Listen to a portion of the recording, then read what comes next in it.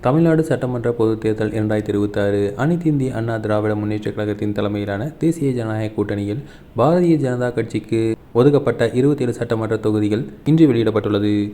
அதன்படி மயிலாப்பூர், தளி, மொடக்குறிச்சி, உதகமண்டலம், அவிநாசி, திருப்பூர் தெற்கு, கோயமுத்தூர் வடக்கு, கந்தர்வக்கோட்டை, புதுக்கோட்டை, திருப்பத்தூர், மதுரை தெற்கு, சாத்தூர், திருச்செந்தூர், வாசுதேவநல்லூர், ராதாபுரம், நாகர்கோவில், விளவன்கோடு, ஆவடி, திருவண்ணாமலை, தஞ்சாவூர், திருவாரூர், அறந்தாங்கி, மானாமதுரை, ராமநாதபுரம், குளச்சல், பத்மநாபபுரம், ராசிபுரம் ஆகிய 27 தொகுதிகள் ஒதுக்கப்பட்டுள்ளது. சென்னையில் பாஜகவுக்கு ஒரு இடம் ஒதுக்கப்பட்டுள்ளது. நெல்லை தொகுதியில் போட்டியிட்ட நயினா நாகேந்திரன் இந்த முறை தொகுதி மாறுகிறார். நெல்லை தொகுதி பாஜகவுக்கு ஒதுக்கப்படவில்லை.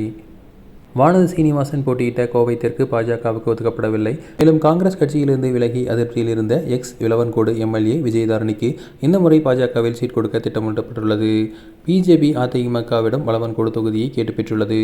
இதனால் அந்த தொகுதியில் விஜயதாரணிக்கு சீட் கொடுக்க வாய்ப்புள்ளதாக பார்க்கப்படுகிறது.